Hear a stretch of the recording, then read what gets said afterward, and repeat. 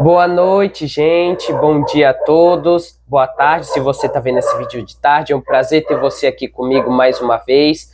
Para você que está caindo aqui de paraquedas, meu nome é Gabriel Moreira Rodrigues e você está no canal Puritanos.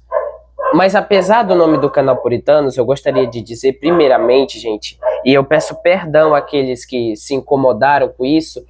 E, gente, eu cometi uma gafe enorme. Eu cometi um erro assim muito grande. Porque, na realidade, gente, eu confundi as coisas. Na realidade, o nome do canal não vai ser mais Puritanos. Não era para ser Puritanos, era para ser Bereano, gente. Porque não sei o que aconteceu comigo, mas eu acho que enquanto eu estudava a Bíblia, algumas coisas, eu acho que eu acabei me confundindo com os nomes, por eles serem bastante parecidos. Eu acabei me confundindo e colocando o nome do canal de Puritano, gente. Mas eu vou mudar o nome do canal, tá, para Bereanos, porque quem eram os Bereanos? Os Bereanos, eles eram da cidade de Bereia, e quando Paulo e Silas, eles foram pregar o evangelho lá, eles falam uma coisa muito interessante, que eles dizem que os bereanos, eles eram, como é que eu posso dizer, mais virtuosos, vamos dizer assim, mais virtuosos do que os de Tessalônica, porque eles abriram a mente para a mensagem do evangelho, e além de abrirem a mente para a mensagem do evangelho, eles examinavam as escrituras diariamente para ver se aquilo que Paulo dizia, era realmente estava nas escrituras. E é isso que eu proponho aqui no meu canal, que eu promovo, examinar as escrituras. Beleza? Outra coisa também que eu gostaria de começar, antes de começar o assunto desse vídeo, é sobre o testemunho de Lee Strobel. O que acontece? No nosso último vídeo, eu encerrei a nossa série sobre a questão das provas da ressurreição de Jesus Cristo.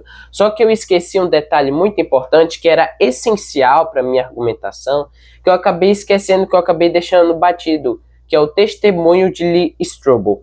Quem foi Lee Strobel? Lee Strobel, ele foi um homem real, ele é real, né? E ele era ateu, ele era um jornalista investigativo. E existe um filme dele chamado Em Defesa de Cristo, e eu recomendo que todos vocês assistam esse filme Em Defesa de Cristo, que vai contar justamente a história de Lee Strobel. É um filme baseado em fatos reais, que ele é a história de um ateu, onde muito famoso por ser esse detetive investigativo, e a esposa dele, aconteceu umas coisas lá, não vou dar spoiler, a esposa dele acaba se convertendo ao cristianismo. E por se converter ao cristianismo, o marido dela, no caso Lee Strobel, ele começa a procurar evidências para desprovar o cristianismo e para mostrar para ela que o cristianismo é falso. E nisso ele pesquisa, ele investiga mesmo. A gente tem que se lembrar que Lee Strobel, ele era um jornalista investigativo. E da mesma forma como ele investigaria um caso criminal, ele investiga o cristianismo. E quando ele investiga, ele chega justamente na conclusão, ou melhor, nas evidências que eu mostrei para vocês durante essa série de 4 vídeos, que é de que as provas da ressurreição de Jesus Cristo, e ele realmente conclui no final que Cristo realmente ressuscitou, e graças a Deus, para a honra e glória de Deus, ele acaba se convertendo ao cristianismo. O testemunho, gente, dele é muito bonito. Assistam o filme dele, Em Defesa de Cristo. Você encontra facilmente no YouTube, caso você não tiver streaming. E por que isso é importante? Porque talvez você não se tenha convencido, você ficou com o pé atrás, assim, com essas provas da ressurreição que eu te mostrei. Esse testemunho é para te mostrar, para você, principalmente os ateus, isso aqui vale bastante para os ateus, mas isso também vale até bastante, não tanto quanto os ateus, mas vale bastante para as pessoas das outras religiões, porque Lee Strobel, apesar dele não crer em Deus, diferente das outras religiões, Lee Strobel, ele possuía uma cosmovisão diferente da cosmovisão cristã, da mesma forma como as outras religiões, elas possuem uma cosmovisão diferente do cristianismo. E é importante você ver isso para você ter noção do como essas evidências elas são fortes e poderosas, e tudo isso que eu te disse é verdadeiro. Beleza? Mas o vídeo de hoje eu vim falar aqui sobre o argumento cosmológico da existência de Deus, o argumento cosmológico Kalam. Porque muitas pessoas dizem, não existe evidências de que Deus existe, isso aí é tudo mitologia, é invenção da Bíblia, é invenção das pessoas, isso aí é besteira, eu só acredito na ciência. Beleza, mas quando a ciência ela nos mostra que Deus existe, e aí, o que você faz? Você vai continuar cético ou você vai acreditar na ciência? Porque você diz acreditar na ciência. E a ciência, somada à filosofia, ela claramente nos mostra que Deus existe. E é justamente isso que o argumento cosmológico ele propõe. Ele tem bastante da questão das vias de São Tomás de Aquino sobre a existência de Deus e tudo mais. E para começarmos o argumento cosmológico, o que acontece? O nosso universo ele é um objeto contingente. Calma, você não precisa pensar que isso é algo muito complicado, tira isso da sua cabeça porque não é complicado. Basta você botar o seu cérebro aí para raciocinar um pouquinho, botar o seu cérebro para trabalhar um pouquinho, que você vai entender. O nosso universo é um objeto contingente. O que significa algo ser contingente? Que este algo necessitou de uma causa externa a ele para ser criado. É simples. Como, por exemplo, eu e você. Nós precisamos de uma causa externa a nós para sermos criados. Que causa é essa? Nosso pai e nossa mãe. Simples, não é difícil de entender isso. O que acontece? Vamos pegar de exemplo essa caneta. Essa caneta aqui ela é um objeto contingente, claro. Ela precisou de inúmeras causas para ela ser criada. Ela precisou de uma empresa, ela precisou de alguém para fundar essa empresa precisou de uma outra empresa para fazer os tijolos dela, esses tijolos precisaram de material, essa caneta aqui para fazer esse plástico aqui precisou de uma outra empresa para dar o plástico para ela, enfim. A tinta também misturada com petróleo, teve uma outra empresa nisso, a gente teve os funcionários que tiveram que ser contratados para fazer isso, nós tivemos que ter outras empresas para produzir as máquinas, nós tivemos que ter alguém lá no início para construir o protótipo da caneta. Nossa, inúmeras causas. Essa caneta, até ela chegar hoje na minha mão, onde que eu quero chegar? Ela necessitou de muitas e mais muitas e mais muitas e mais muitas causas. Ela necessitou de bilhões, de trilhões de causas até ela ter chegado aqui na minha mão hoje. Tá entendendo? Só que ela não pode regredir até o infinito. Porque se ela regredir até o infinito, é algo ilógico. Não faz sentido ela ter regredido até o infinito. Por que não faz? Imagina comigo que nós temos uma fileira de dominós, E essa fileira, ela vai do dominó número 1 até o dominó número infinito, sem parar, dominó número infinito. Nisso, você dá um peteleco no primeiro dominó. Nisso, o dominó de trás, ele empurra o dominó da frente, esse dominó empurra o dominó da frente e assim por diante, e se segue um efeito em cadeia até o infinito, né? Porque vai até o dominó número infinito, então nunca acaba. Agora imagine se você desse um peteleco do dominó número infinito, que já começa estranho, já começa ilógico. Me responda uma coisa, quantos dominós levariam até chegar do dominó número 1? Infinitos dominós. Isso significa que o dominó número 1 nunca chegaria. Onde que eu quero chegar? Que se as causas elas fossem infinitas para trás, o presente ele nunca chegaria.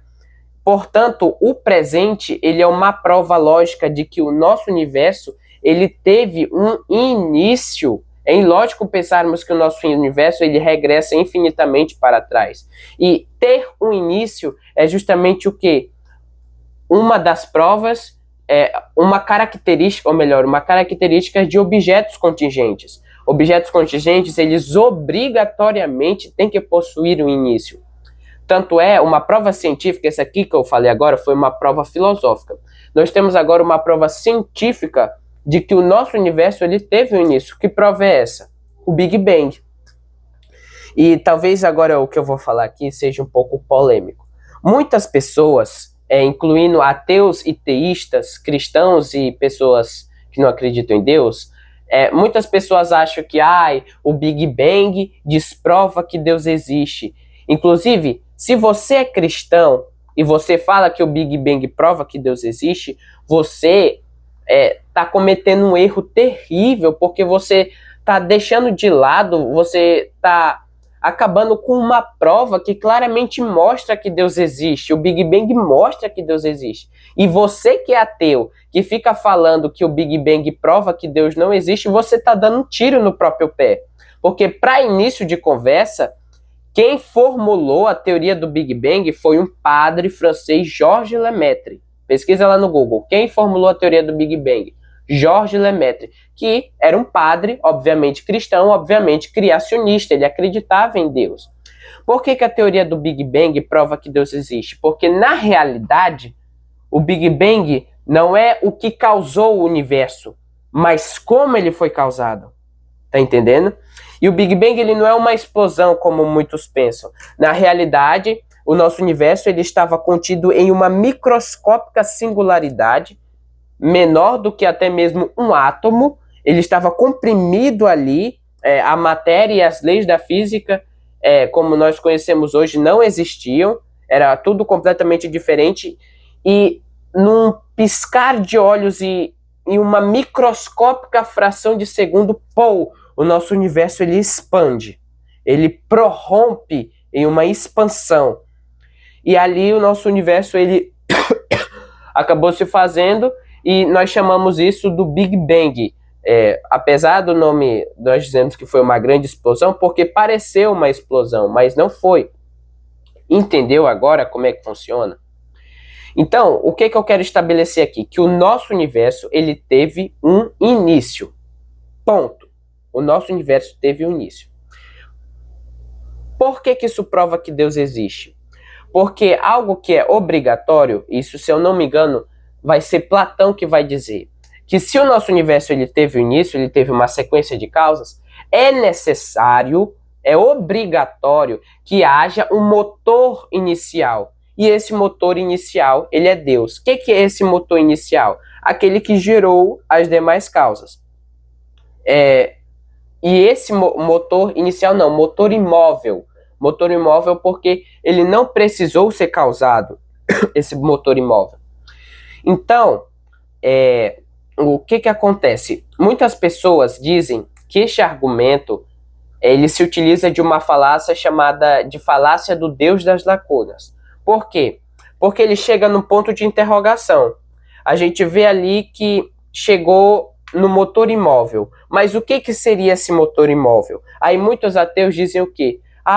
Mas não sei o quê. Vocês estão simplesmente cobrindo essa lacuna apenas com uma resposta inventada, que vocês inventaram. Vocês simplesmente inventaram essa resposta simplesmente para cobrir essa lacuna.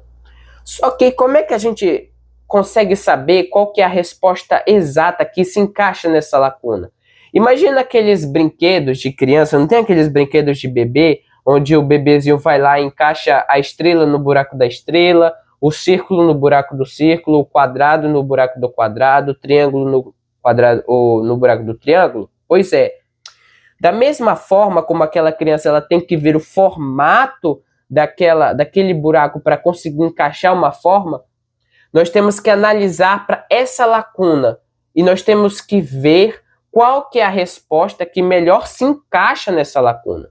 E quando você percebe sobre quais são as características que o motor imóvel, a causa inicial das outras causas, da origem do universo tem que ter, você percebe que ela tem que ter, primeiro, ela tem que ser espacial, ela tem que ser fora do espaço, porque o espaço ele veio depois dela, portanto, ela não pode estar no espaço. Essa causa ela tem que ser atemporal, ela tem que estar fora do tempo, porque o tempo veio depois dela, portanto, ela não pode estar no tempo. Isso não significa que ela não tem um tempo próprio que está na sua natureza, é claro. Essa causa ela tem que ser dotada de inteligência. Preste atenção, ela tem que ser dotada de inteligência. Por que ela tem que ser dotada de inteligência? Porque essa causa, ela criou coisas com perfeição, com arquitetura, com design. Você já ouviu no termo design inteligente? Nós vamos comentar isso no próximo vídeo, que a gente vai comentar sobre o argumento teleológico. Essa causa, ela criou coisas com perfeição. O design do universo, a estrutura do universo é uma outra evidência de que Deus ele realmente existe, porque é impossível que por um acaso o nosso universo ele tenha se organizado de uma maneira tão perfeita e bonita que o nosso universo é. Que é o argumento do ajuste fino e tudo mais. E inteligência implica em quê? Indica o quê? Consciência. E uma outra característica que eu gostaria de destacar aqui é que esta causa, ela tem que ser o quê? Sobrenatural. Nessas duas últimas características, você percebe que o bicho começa a pegar, que a gente começa a entender essa questão. Por que ela tem que ser sobrenatural? Porque aquilo que é natural veio depois dela. Entendeu agora? A natureza veio depois dela. Então, os ateus, eles falam que eles não acreditam em milagres e tudo mais. Mas o maior milagre que nós podíamos ver já aconteceu, que é o surgimento do nosso universo, do absoluto nada. Você consegue entender o que é absolutamente nada? Quando a gente fala nada, as pessoas pensam numa tela escura, aí fecha os olhos, pronto, isso aqui não é nada. Isso não é nada, isso é uma tela escura, isso é alguma coisa. Quando a gente fala que antes do universo não existia nada, não existia tempo, não existia espaço. E quando eu falo espaço, não é espaço sideral, não. É espaço de altura, largura e profundidade. Não existia isso. Isso é incompreensível para a mente humana. Aonde que, através disso, o nosso universo conseguiu surgir? É ilógico você falar que o nosso universo ele surgiu do nada, porque isso vai completamente de encontro com a lei da causalidade. E a lei da causalidade prega o quê? Que tudo aquilo que vem, repare que eu não estou dizendo tudo aquilo que existe, eu estou dizendo tudo aquilo que vem a existir, obrigatoriamente tem que possuir uma causa. Isso para mim é algo fantástico, porque é uma prova assim maravilhosa para a existência de Deus. E é por isso que muitos cientistas acreditavam que Deus realmente existia. Entendeu agora quando eu falo que para você ser um ateu necessita de muito mais fé do que para você ser um cristão? Tá entendendo? E essa ideia vai se formar mais ainda na sua cabeça. Quando eu gravar os próximos vídeos, você vai ver que essa ideia ela é bastante consistente do teísmo. Entendeu? Se esse vídeo foi edificante para você, peço que você deixe o seu like aí no canal. Se você também não gostou, não tem nenhum problema, você pode deixar seu dislike. Se você tem alguma coisa para comentar, comenta aqui nos comentários se tem alguma coisa para acrescentar, elogiar ou a criticar mesmo. Se inscreva no canal e ative o sininho para que nas próximas vezes que eu postar vídeo, o YouTube ele te mande notificação. E se você sabe de alguém que necessita dessa mensagem, por que não compartilhar com ela? Compartilhe essa mensagem com ela, compartilhe com alguém que não acredita em Deus e que você quer mostrar que Deus realmente existe. Beleza? Que você fique com Deus, que Deus te abençoe durante toda a sua vida e que Ele sempre aumente a sua fé. Que Ele sempre te dê a cada dia a certeza de que Ele realmente existe. Amém? Fique com Deus e até o próximo vídeo.